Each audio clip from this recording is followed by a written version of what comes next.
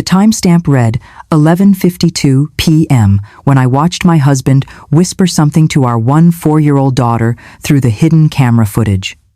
She was crying. He had just handed her an envelope, the same kind he'd been giving her every night for the past 3 months, and she was shaking her head saying, "I can't do this anymore. Dad." He stroked her hair. The bedroom door was locked. They thought I was asleep. They thought I didn't know, but I had been recording everything, every single night. Every whispered conversation, every tear, every envelope. And what I found on those recordings, what I heard them planning, what they had been hiding from me in the middle of the night, it destroyed everything I thought I knew about my family. I sat in my car that morning and watched 3 months of footage back to back, and by the end, I couldn't even recognize the people I'd lived with for over a decade. My name is Rebecca. I'm 52 years old. 3 weeks ago, I installed a hidden camera in my daughter's bedroom. What I captured will haunt me for the rest of my life, but not for the reasons you think. Stay with me until the end of this story, because the truth is something no mother should ever have to face alone, and I promise you, the revelation will change how you see everything. Before we dive deeper, let us know in the comments where you're watching from. We'd love to hear from you, and don't forget to hit that subscribe button so you never miss any of our upcoming videos. If you're a mother watching this, if you've ever had that gut feeling that something wasn't right in your own home, you'll understand what I'm about to tell you. And if this story touches you in any way, please share it with someone who needs to hear it, because what happened to me could happen to anyone. Hit that like button if you believe real stories matter, and make sure you stay until the very end, because the truth I discovered is something every parent needs to understand. All right, let's go back to where this all started, because the night I'm showing you wasn't the first night. It was just the night I finally had proof. It started on a Tuesday night in April, 3 months before I ever thought to install that camera. Completely ordinary evening. I had just finished cleaning up dinner. Marcus was in the living room watching a basketball game, and our daughter Emma was upstairs in her room doing homework. This was our routine. This was our life. Marcus and I had been married for 28 years. We met when we were 24, high school sweethearts who reconnected at our 10-year reunion and never looked back. We built what I thought was a beautiful life together. 2 kids, Emma, who was 14, and our son Jake, who was 19, and away at college studying engineering. We had the house, the stability, the kind of marriage other people said they envied. I trusted my husband completely. Never once, in all those years, did I question his character or his intentions. Marcus was a high school teacher, coached the junior varsity basketball team, volunteered at our church every Sunday. He was patient, kind, devoted to our family. He was my rock, the person I built my entire adult life around. That Tuesday night, I went to bed around 10:30 like I always did. Marcus stayed up watching the game. Nothing unusual, nothing that would make you think twice. But sometime around midnight, I woke up. The bedroom felt cold, like someone had left a window open. I reached across the bed to Marcus's side, expecting to feel him there. Empty. The sheets were cool to the touch, which meant he'd been gone for a while. I assumed he'd fallen asleep on the couch watching TV, or maybe he was in the bathroom. But then I heard it. A voice, muffled but distinct. Coming from down the hall, I sat up in bed, listening. It was Marcus's voice, low and quiet, the way you talk when you don't want to be overheard. I got out of bed and walked into the hallway. The house was dark except for one thing. There was light coming from under Emma's door. Not the overhead light, but the soft glow of her bedside lamp. And I could see shadows moving. 2 shadows. I stood there in the hallway, my heart starting to beat faster, and I heard Marcus say something I couldn't make out. Then Emma's voice, quiet, responding. At first, I felt relief. He was just checking on her, I told myself. Maybe she couldn't sleep. Maybe she had a nightmare. But then I heard something that made me freeze. Emma said, "When are you going to tell her?" And Marcus responded, "Not yet. We need more time." I stood outside that door for what felt like an hour, but was probably only 2 or 3 minutes. I didn't knock. I didn't go in. Something stopped me, some instinct I couldn't name. Instead, I walked back to our bedroom, got into bed, and lay there staring at the ceiling. Marcus came back to bed around 1:30 a.m. He slipped under the covers carefully, trying not to wake me. I kept my eyes closed and my breathing steady, pretending to be asleep. My mind was racing. When are you going to tell her? Tell me what? What did they need more time for? Now, I know what you're thinking. He's her father. He was probably just checking on her, maybe helping with homework, maybe she was having trouble sleeping. That's exactly what I told myself that first night. I wanted to believe it was innocent. I wanted to go back to sleep and forget the whole thing. But I couldn't shake what I'd heard. When are you going to tell her? Those words kept replaying in my mind. Tell me what? The next night, I didn't fall asleep. I lay there waiting, watching the clock on my nightstand. 11:43 p.m., Marcus got out of bed. I heard his footsteps in the hallway, heard Emma's door open and close. I waited 20 minutes, then got up and stood outside her room again. I could hear their voices, but I couldn't make out the words. He stayed in there for over an hour. When he came back to bed, I pretended to be asleep again. The night after that, same thing. 11:37 p.m. Then the next night, 11:52 p.m. Then 11:28 p.m. For 2 straight weeks, I started forcing myself to stay awake, testing myself, checking. And every single night, without fail, Marcus would get out of our bed sometime between 11:30 and midnight, walk down that hallway, and disappear into Emma's room. Sometimes he'd stay for an hour, sometimes longer. I started keeping a notebook, writing down the times, April 16th, 11:41 p.m. to 1:15 a.m. April 17th, 11:33 p.m. to 12:58 a.m. April 18th, 11:55 p.m. to 1:22 a.m. Every morning at breakfast, I'd watch them. Marcus would be his normal self, asking Emma about her day, reminding her about upcoming tests, offering to help with her math homework. Emma would eat her cereal, scrolling through her phone, acting like any other teenager. And I'd ask her, casually, "Sleep well, honey?" Every single time, she'd give me the same response. A shrug, barely looking up. "Fine, Mom." But I knew she was lying. I knew something was happening in that room every night, something they were both hiding from me. And that's when I realized something was very, very wrong in my house. I want to be honest with you about the thoughts that went through my head during those 2 weeks, because they were dark. Darker than I ever want to admit out loud. As a mother, your entire purpose is to protect your children, from strangers, from danger, from anything that could hurt them. But what happens when you start to suspect that the danger might be coming from inside your own home?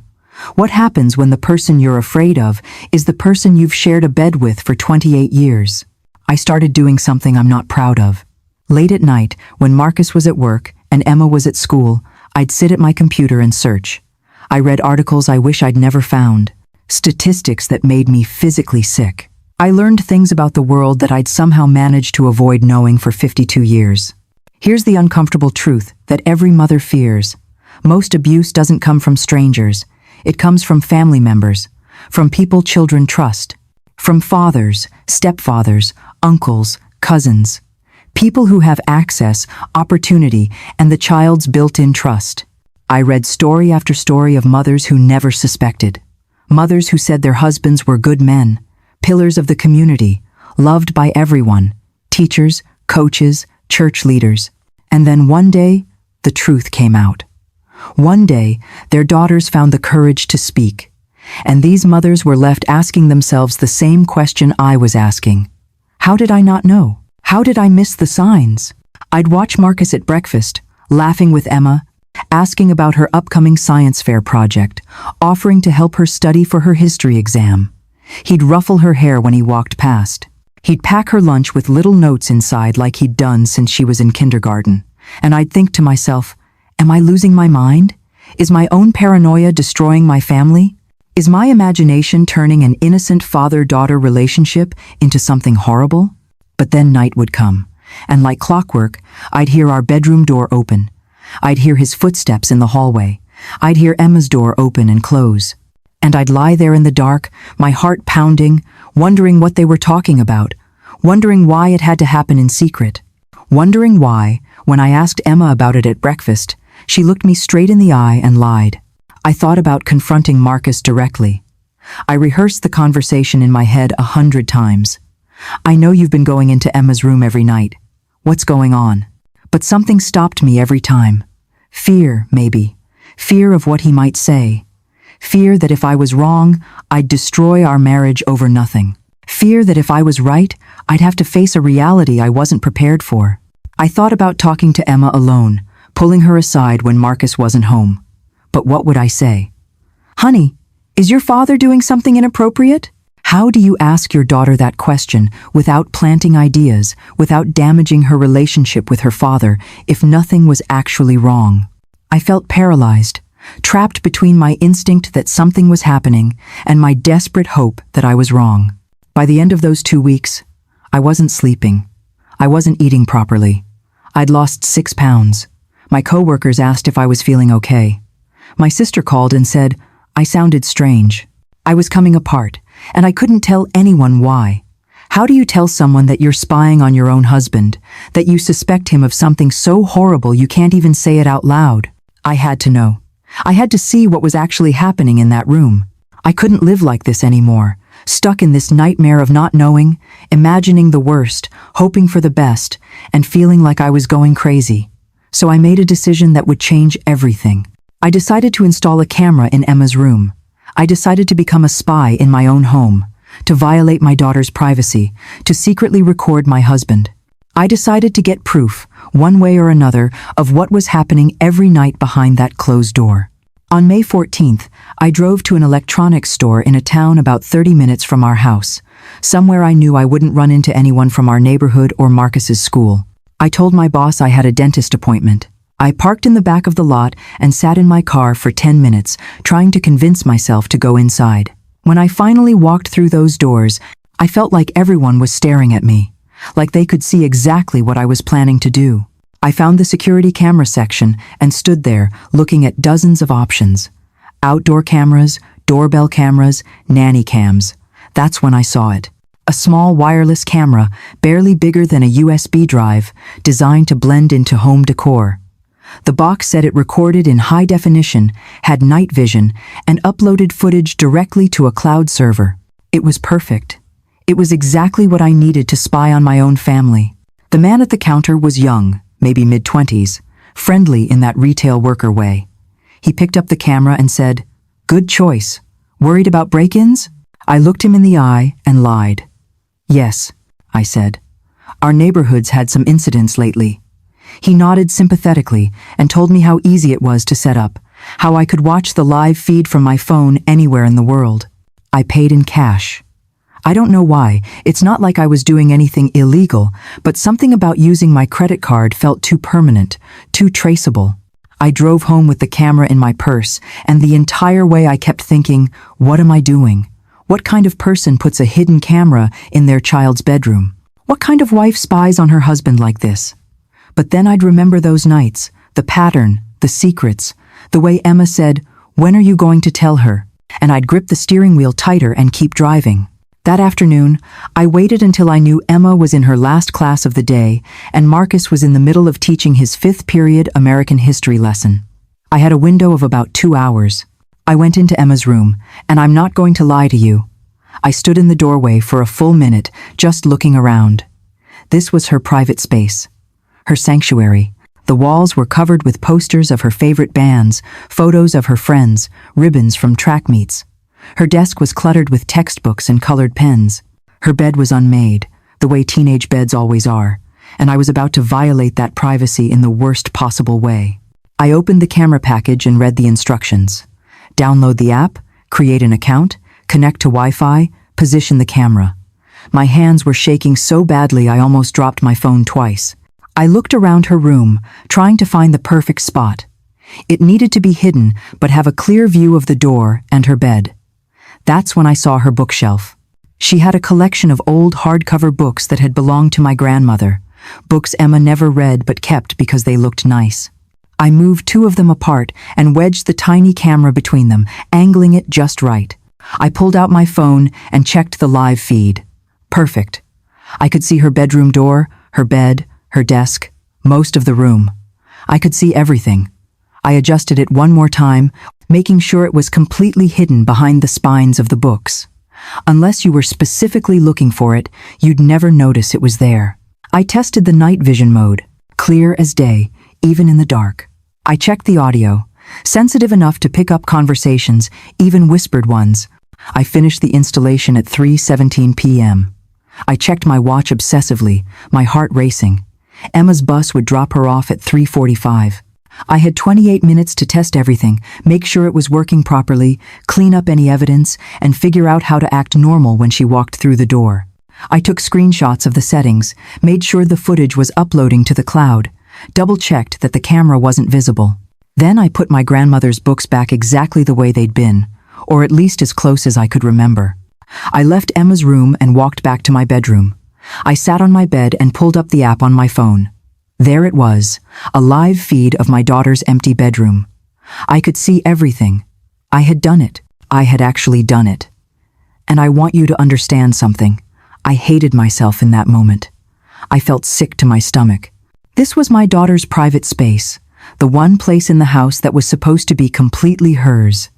And my husband, the man I'd loved for almost 3 decades, the man who'd held my hand through childbirth and my father's funeral and every hard moment of our lives together, I was treating him like a criminal, but I couldn't shake the feeling. That mother's intuition, that voice in my head that kept saying, something is not right here, something is happening that you need to know about.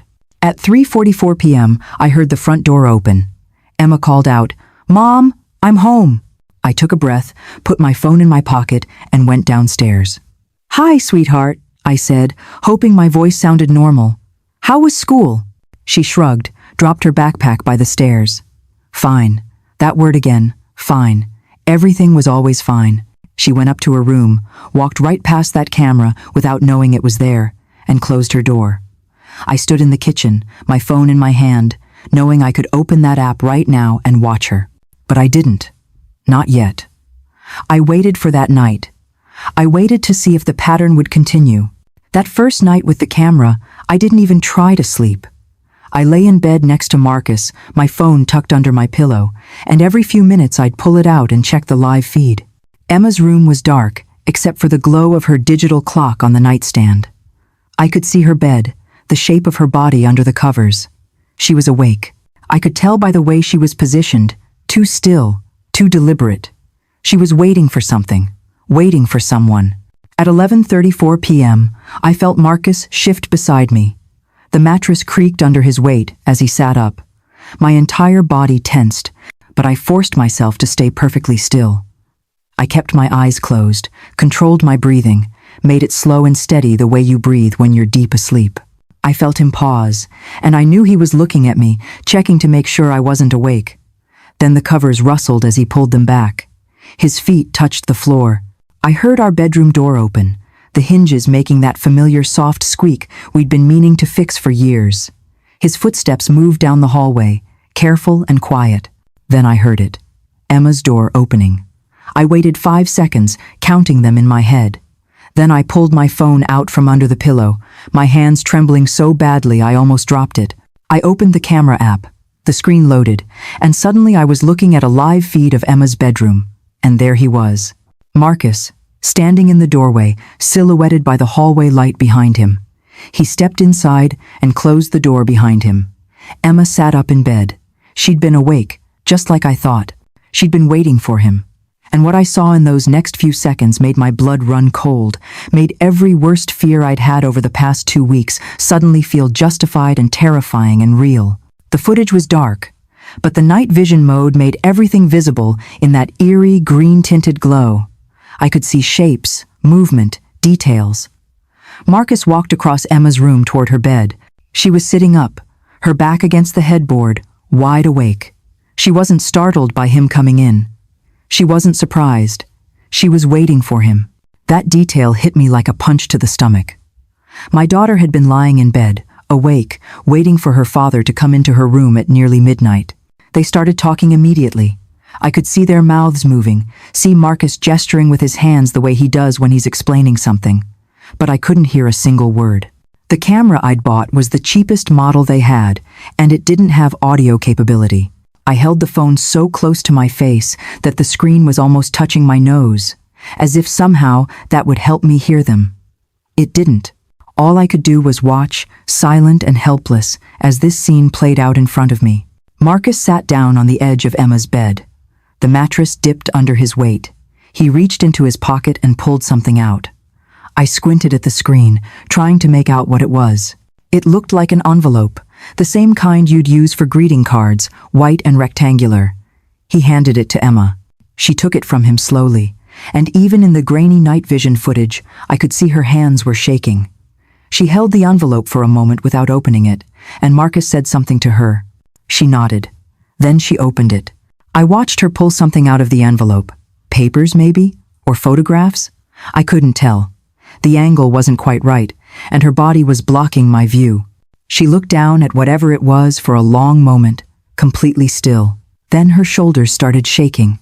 She was crying. My daughter was crying, and I was watching it happen through a hidden camera instead of being there to comfort her. Marcus put his arm around her shoulders. Emma leaned into him, and he pulled her close. They stayed like that, frozen in that position, for what felt like forever. I checked the timestamp on the footage. 47 minutes. For 47 minutes, my husband sat on our daughter's bed in the middle of the night, holding her while she cried over something in that envelope. I watched every single minute of it, lying in my bed just down the hall, feeling like a complete stranger in my own family. What was in that envelope? What could possibly make Emma cry like that? Why was this happening in secret, in the middle of the night, when I was supposed to be asleep? I wanted to get up, walk down that hallway, open her door, and demand answers. But I didn't. Some instinct told me to wait, to watch, to gather more information before I made any move. So, I stayed in bed, my phone gripped in my hand, watching my family keep secrets from me. At 12:21 a.m., Marcus finally stood up. He said something else to Emma, something that made her nod. He touched her hair gently, the way he used to do when she was little and having a nightmare. Then he walked to her door, opened it carefully, and slipped back out into the hallway. I shoved my phone back under my pillow, seconds before our bedroom door opened. Marcus climbed back into bed beside me. I felt the mattress shift, felt his warmth next to me. He settled in, and within minutes, his breathing changed to the slow, steady rhythm of sleep. Meanwhile, I lay there wide awake, my mind racing with questions I had no answers to. What had I just witnessed? What was happening to my family? The next morning, I did something I'm not proud of. I heard the shower turn on upstairs and knew I had maybe 10 minutes before Emma came back to her room. I climbed the stairs, my heart pounding, and went into her bedroom. I started searching. Her desk drawers first, pushing aside notebooks and pens and old birthday cards. Nothing. I checked her closet, running my hands along the shelf, checking jacket pockets, shoe boxes. Nothing. I lifted her mattress, checked underneath, felt along the box spring. Nothing. I went through her backpack, every pocket, every compartment. Still nothing. Whatever Marcus had given her in that envelope, whatever had made her cry for 47 minutes, she'd hidden it somewhere I couldn't find. Or maybe she'd taken it with her, kept it close. I put everything back exactly as I'd found it and left her room just as I heard the shower shut off. At breakfast that morning, I watched them both. Really watched them. Emma sat at the table picking at her cereal, her hair still damp, and she wouldn't look at me. Not once. Every time I tried to catch her eye, she'd look down at her bowl or at her phone. Marcus, on the other hand, was overly cheerful. Too cheerful for a man who'd been up past midnight. He was making jokes, asking Emma about her plans for the day, humming while he poured his coffee. Then he turned to me with this bright smile and asked, "Sleep well, honey?" I looked at him, at this man I'd shared a bed with for 28 years, and I wanted to scream. I wanted to throw my coffee mug at the wall and demand to know what he'd been doing in our daughter's room.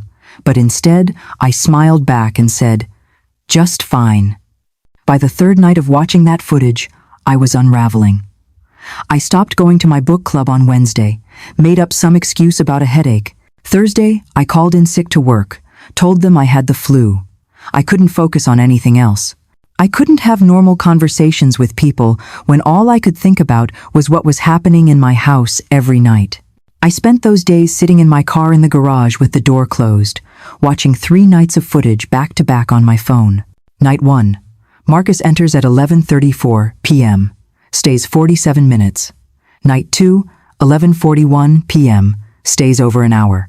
Night 3, 11:28 p.m., stays an hour and 15 minutes. Every single night, the same pattern. Marcus would get out of our bed, walk down the hall, go into Emma's room. Emma would be awake, waiting. They'd talk. I'd watch their mouths moving, their hands gesturing, and I couldn't hear a single word. Then at some point, Emma would start crying. Sometimes it was immediate, sometimes it took 20 or 30 minutes, but it always happened. She would cry, and Marcus would put his arm around her, and they'd sit there together in the dark while I watched through a camera hidden in a bookshelf. What were they talking about? What could they possibly be discussing every single night that required this level of secrecy? Why was my daughter crying? Why was this happening when I was supposed to be asleep? The not knowing was eating me alive. I felt like I was losing my mind. I'd be sitting in my car, staring at the footage, and I'd start crying myself. Then I'd get angry. Then I'd feel guilty. Then scared. Then back to crying again. I was on an emotional roller coaster that never stopped. I knew I needed audio. I had to hear what they were saying to each other. The silent footage was driving me crazy, filling my head with terrible possibilities, none of which I could confirm or deny. So, on May 17th, I got back in my car and drove to that same electronics store 30 minutes away. I walked straight to the security camera section, looking for one with audio recording. That's when I heard a voice behind me. Back again? It was the same young clerk who'd helped me before. He was smiling, friendly, but there was a question in his eyes. "Everything okay, ma'am?" he asked. "The camera working all right?" I felt my face get hot. What could I say? That the camera was working fine, but I needed a better one because I was spying on my family and couldn't hear their secret conversations? "It's fine," I said. "I just need one with better audio. For the break-ins." He nodded slowly, and I wondered if he believed me. He showed me a more expensive model, explained the features, the clarity of the sound, how sensitive the microphone was. I bought it without even looking at the price. I drove home and installed it that afternoon while Emma was at soccer practice and Marcus was still at school.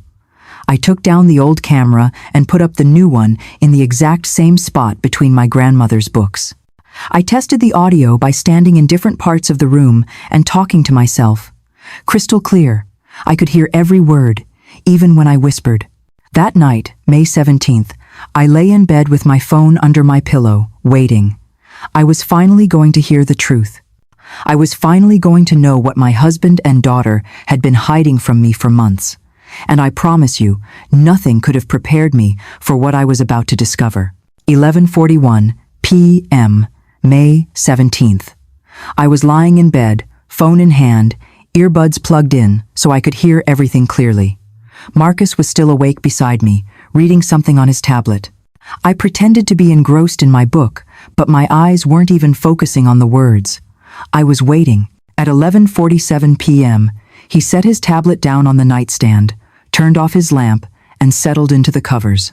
I waited. 15 minutes passed, 20. Then I felt him move. The mattress shifted as he carefully sat up. I heard the floor creak under his feet as he stood. Our bedroom door opened with that familiar squeak, then closed softly behind him. I pulled out my earbuds and opened the camera app. There was Emma's room on my screen, dark except for the green glow of night vision. I put the earbuds back in and turned the volume all the way up. I could hear everything now. Marcus's footsteps in the hallway, soft but distinct. Then Emma's door opening, and then I heard his voice, clear as if he was standing right next to me. "Hey, sweetheart, you still awake?" Emma's voice responded, muffled like she was speaking into her pillow. "Yeah." There was movement on the screen as Marcus walked toward her bed. "You ready?" he asked. There was a pause, and I watched Emma sit up in bed. "I guess," she said, and there was something in her voice that made my chest tighten. She sounded reluctant, maybe even scared. I pressed the phone closer to my ear, my entire body tense. I heard rustling sounds, like Marcus was sitting down on her bed. Then there were a few seconds of silence, and I couldn't make out what he was saying. His voice had dropped lower, almost to a whisper. Then Emma spoke again. and what she said made my entire world stop. "Dad, I don't know if I can keep doing this." I stopped breathing. I literally stopped breathing and had to remind myself to inhale. My daughter's voice, small and tired and defeated, saying those words. I sat up in bed, my heart hammering so hard I could feel it in my throat. Emma continued, "It's too hard. I'm so tired." There was so much exhaustion in her voice, so much weight. What had been happening to her? What had my husband been making her do that left her sounding like this? Marcus's voice came through the earbuds, gentle and soothing. "I know, baby, I know. But we're so close. Just a little bit longer." "We're so close to what?" "Just a little bit longer doing what?" I wanted to rip the earbuds out and run down that hallway and burst through her door and pull her away from him. But I forced myself to stay still, to keep listening. I needed to hear everything. I needed to understand what was happening before I made any moves. "How much longer?" Emma asked. I heard her sniffling, like she was crying or trying not to cry. Marcus said something I couldn't quite catch, his voice too low. Then Emma said, "What if it doesn't work? What if we're doing all of this for nothing? What was this? What were they doing?" My mind was racing through possibilities, each one worse than the last. "It's going to work," Marcus said. "Trust me, we just have to stick to the plan." The plan. They had a plan. A plan they'd been executing every night for months. A plan that was making my daughter cry and say she couldn't keep doing it. A plan that required secrecy and late-night meetings and envelopes full of something I couldn't identify. I felt sick. I felt like I was going to throw up right there in my bed. I heard more rustling sounds, and on the screen, I could see Marcus's arm around Emma's shoulders. They sat like that for a long moment, not speaking. Then Marcus said, "Did you finish the one from last night?" "Yeah," Emma said quietly. "It's in my backpack." "Good girl," Marcus said. "Tomorrow's is going to be harder, though. Are you sure you're up for it?" There was a long pause. Then Emma said, "I have to be, right? There's no other choice now." No other choice? What did that mean? Why did my daughter feel like she had no choice about something? I was gripping my phone so hard, my knuckles were white. Marcus said something else I couldn't hear, and Emma laughed. Actually laughed.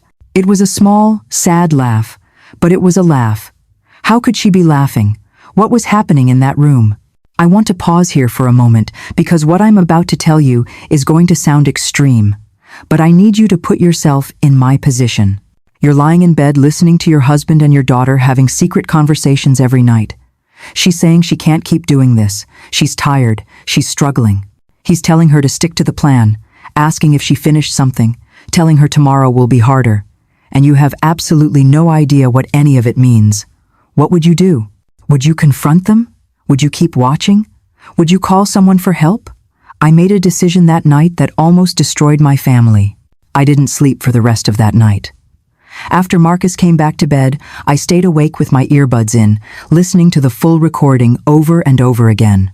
I took notes on my phone, timestamps, direct quotes, everything they said. At one point, around 12:30 a.m. in the recording, I heard Emma ask a question that made everything worse. "What if Mom finds out?" she said. There was a pause, and then Marcus responded, "She won't. Not yet. Let's wait until we're sure." Not yet. They were planning to tell me eventually, but not yet. They wanted to wait until they were sure of something. Sure of what? What were they doing that they needed to be certain about before letting me know? They were actively hiding something from me. My husband and my daughter, working together, keeping secrets, having midnight meetings, executing some kind of plan they didn't want me to know about. The betrayal of it hit me harder than anything else. It wasn't just Marcus. Emma was in on it too. By the time the sun came up, I had a plan of my own. I wasn't going to confront them yet. If I did, they'd just deny everything or make up some excuse, and I'd never know the real truth. I needed more information, more evidence. I needed to understand exactly what I was dealing with before I made any moves. So I did something that, looking back, probably crossed every line a mother shouldn't cross. I decided to follow Emma. I needed to see what she was doing during the day, where she was going, who she was talking to.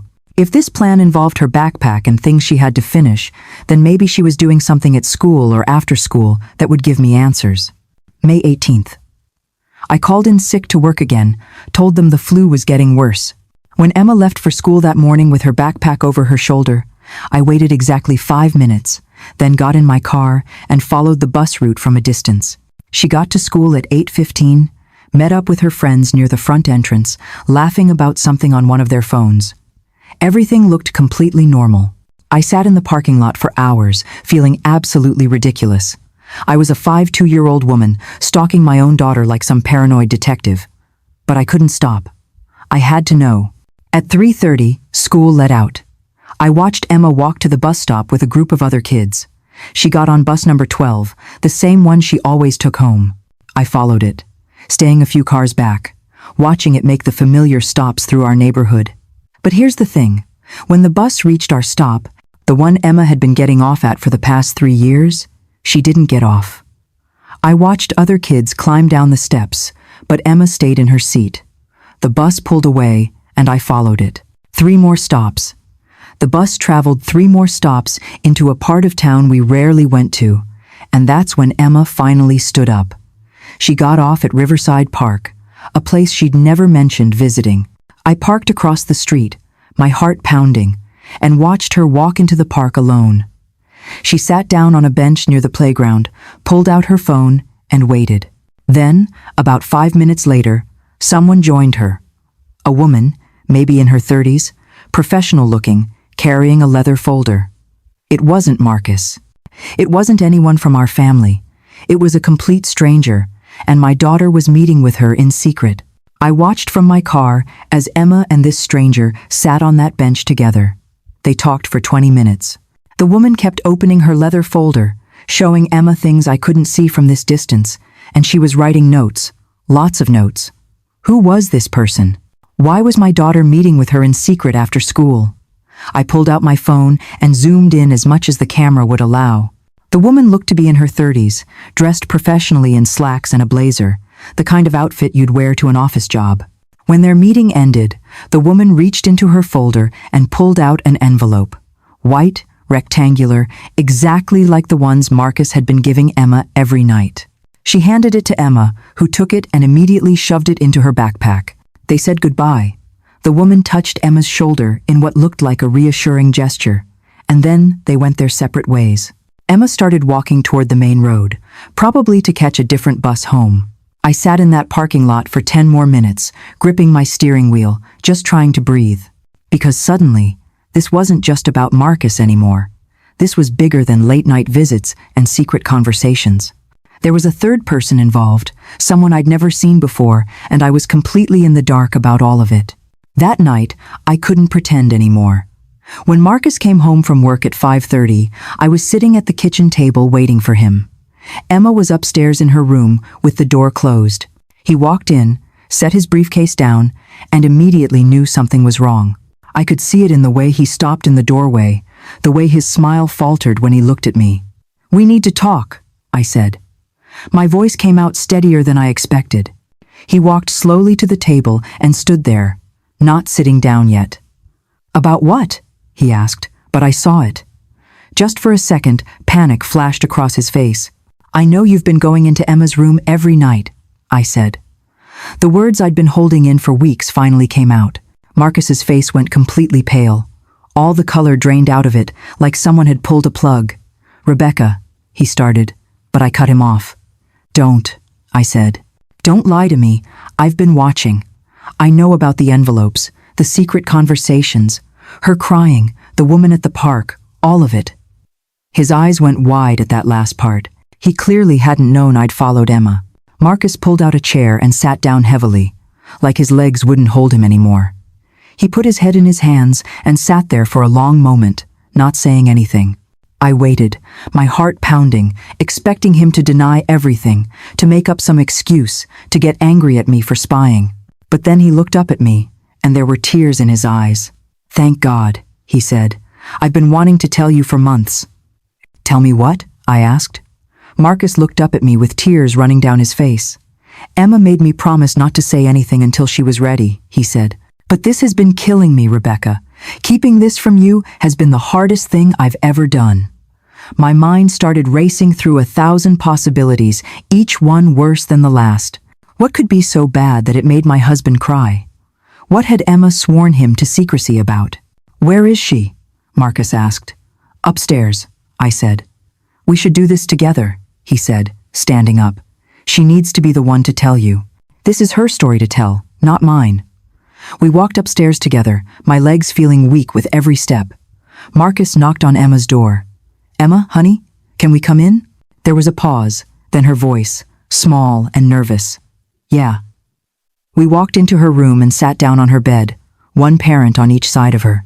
And that's when my 4-year-old daughter told me something that completely shattered my entire understanding of the past 6 months. Emma was crying before she even started talking. Tears were already streaming down her face when we sat down on either side of her. "Mom," she said, her voice shaking, "I'm sorry I didn't tell you. I wanted to, so many times, but I was scared you'd try to stop me." "Stop her from what? What could my 4-year-old daughter possibly be doing that she thought I'd try to prevent?"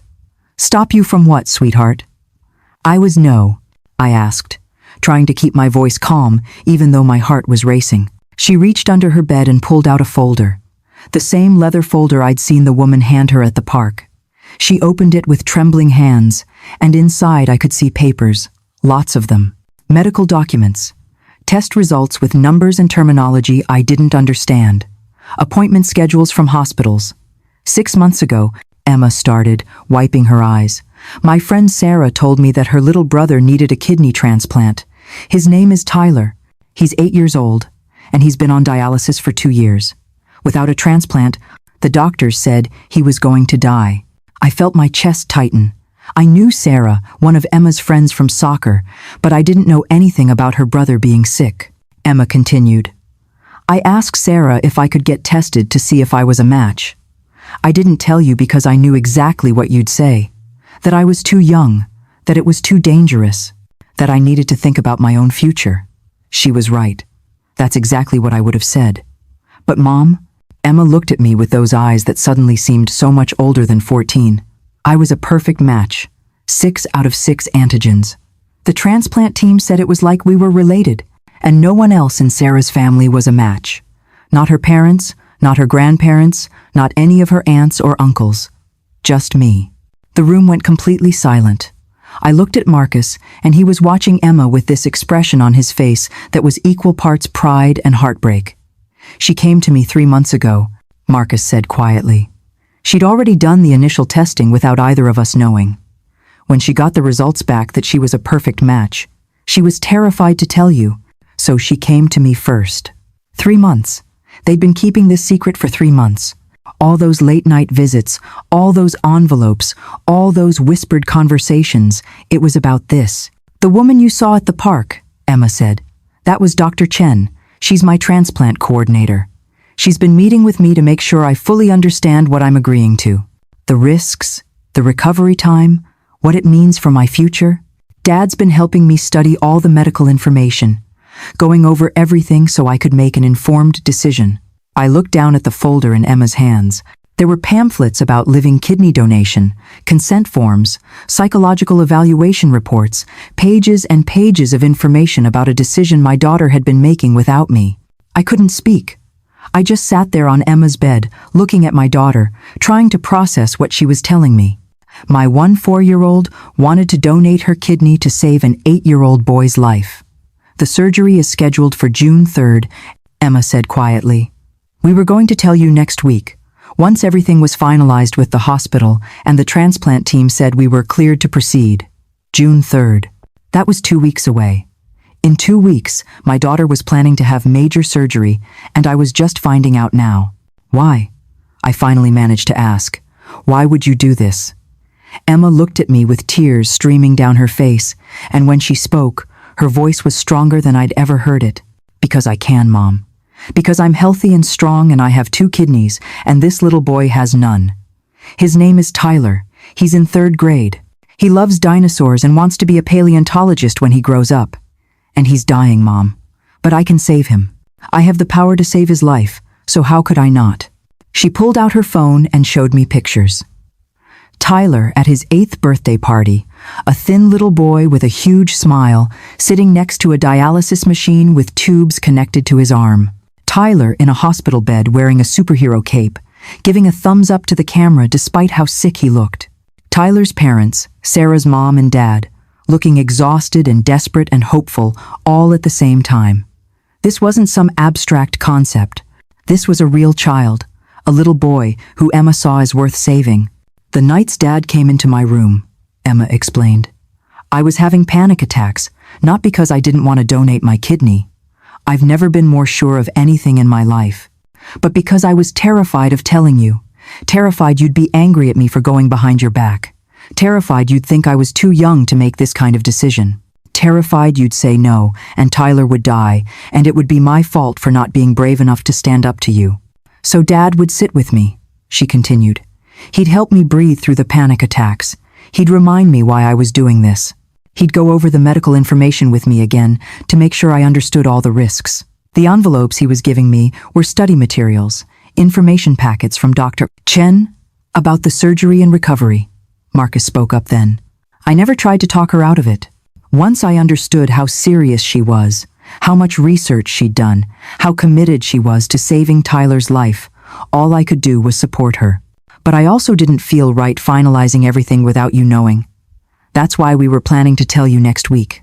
I looked at Marcus, my husband, the man I'd spent weeks suspecting of unspeakable things, the man I'd installed hidden cameras to spy on, the man whose every movement I'd tracked and recorded and analyzed, looking for evidence of something horrible, and all he'd been doing was being a good father, supporting our daughter through an incredibly difficult and mature decision. I felt shame wash over me like a wave. I looked at Emma, this young woman who was willing to undergo major surgery to save a child's life, and I realized I didn't know my family at all. I'd been so focused on protection and control that I'd completely missed who my daughter had become. After Emma told me everything, I excused myself from her room. I walked to the bathroom, closed the door, and sobbed. Not because I was relieved, though I was. Not because I was happy my husband wasn't the monster I'd imagined, though that was true too. I sobbed because I was ashamed. My daughter was doing something extraordinary, something most adults wouldn't have the courage to do. She was sacrificing her own body, undergoing major surgery, taking on real medical risks to save a child's life. And instead of being trusted with that information, instead of being included in that decision, I'd been treated like an obstacle that needed to be avoided. And the worst part was, they were right. I forced myself to ask the honest question. If Emma had come to me 3 months ago and said, "Mom, I want to donate my kidney to an 8-year-old I barely know," what would I have said? I knew the answer immediately. I would have said no.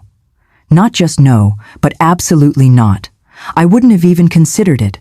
I would have immediately shut it down with all my logical, protective, motherly concerns. You're too young. It's too dangerous. What if you need that kidney someday? What if something goes wrong? What about your future? What about college and sports and having your own children someday? All valid concerns, all coming from a genuine place of love and protection. But that's exactly the problem. Emma didn't need my concerns. She'd already thought through all of those things with Dr. Chen and the transplant team. She'd already weighed the risks and made her decision. What she needed was my support, my trust, my belief that she was capable of making hard decisions. And because I'd created an environment where she couldn't trust me with hard things, where she knew I'd try to protect her even from her own choices, she'd turned to her father instead. Marcus had given her what I couldn't. He'd listened, really listened, and then supported her decision even when it scared him. June 3rd, 2024. Emma's surgery was scheduled for 6 a.m. We arrived at the hospital at 4:30 inches the morning, the sky still dark. Emma was nervous. I could see it in the way she kept fidgeting with her hospital bracelet, but she was also determined. Her jaw was set in that stubborn way she gets when she's made up her mind about something. Marcus held her hand the entire time, from the car to the pre-op room, never letting go. In the waiting room, I met Tyler's parents for the first time. His mother, who was also named Sarah like Emma's friend, saw me and immediately collapsed into my arms crying. She was thanking me over and over, thanking Emma, calling us lifesavers. "You raised an angel," she said through her tears. But I didn't feel like I deserved that credit. Emma had become this incredible, compassionate, brave person despite my overprotectiveness, not because of it. If I'd had my way, we wouldn't be here at all. The surgery took 6 hours. 6 hours of sitting in that waiting room, drinking bad coffee, watching the clock, praying to a God I wasn't sure I believed in. It was the longest 6 hours of my life. But finally, the surgeon came out and told us both procedures were successful. Emma's kidney had been transplanted into Tyler, and within hours of the surgery, it started working. Tyler's body accepted it immediately. When they finally let me see Emma in recovery, she was groggy from the anesthesia and clearly in pain. But the first words out of her mouth were, "How's Tyler? Is he okay?" The nurse smiled and said, "He's perfect, sweetheart. Because of you." Emma smiled and closed her eyes, and I sat there holding her hand, wondering how I'd gotten so lucky to be the mother of someone this extraordinary. It's been 3 months since the surgery. Emma has a scar on her side that she wears like a badge of honor. She shows it to people when they ask about what she did, never ashamed, always proud. Tyler is thriving. He's back in school full-time, playing soccer on the weekends, being a normal 8-year-old for the first time in years. Our families have become close. We have dinner together once a month, and watching Emma and Tyler together, seeing the bond they share, it's something I can't even put into words. But here's what I haven't told you yet. About 2 weeks after the surgery, I was helping Emma organize her room, with her permission this time, and I found something hidden in her desk drawer. It was a journal, the kind with a lock on it, but the lock was broken. I almost didn't open it, but something made me look inside. There was an entry from April, right around the time I first noticed Marcus going into her room. She wrote, "I wish Mom trusted me the way Dad does. I wish she saw me as someone capable of making hard decisions, not just someone who needs to be protected from them. I love her, but sometimes I feel like she doesn't know who I really am." So here's what I learned from this whole experience. As mothers, we think protection is our primary job. Keep them safe, shield them from danger, make sure nothing bad ever happens to them. It's hardwired into us from the moment we hold them for the first time. But somewhere along the way, my protection became control. I was so busy trying to keep Emma safe that I forgot to trust her, to believe in her judgment, to see her as the capable, compassionate, brave young woman she'd become. I was still treating her like she was 7 years old and needed me to make every decision for her. The cameras I installed? I took them down the day after Emma told me the truth, and I apologized to her, really apologized. Not just for the cameras, but for creating a home where she felt like she couldn't come to me with the biggest decision of her life. For making her feel like she had to sneak around and keep secrets because I wouldn't trust her to make her own choices. That conversation was one of the hardest I've ever had, admitting to my daughter that I'd failed her in such a fundamental way. We're working on it now, Emma and I, building a new kind of trust. It's not easy. Old habits die hard, and I still have moments where I want to wrap her up and keep her safe from everything. But now, when she comes to me with something difficult, I try to listen first, really listen, before I jump to solutions or restrictions or all my fears about what could go wrong. I try to remember that she's not my little girl anymore. She's becoming a woman who's already braver than I've ever been. If you're a mother watching this, I want you to ask yourself an honest question. Are you protecting your children, or are you controlling them? There's a difference, and it matters more than you might think. Our job isn't to keep them children forever. It's to raise them into adults who can make their own decisions, even when those decisions scare us. Thank you for listening to my story. If it resonated with you, please share it with another mother who might need to hear it. Leave a comment and tell me about a time you had to learn to let go. And to Emma, if you're watching this, I'm sorry for not trusting you sooner, and I'm so proud of the person you are.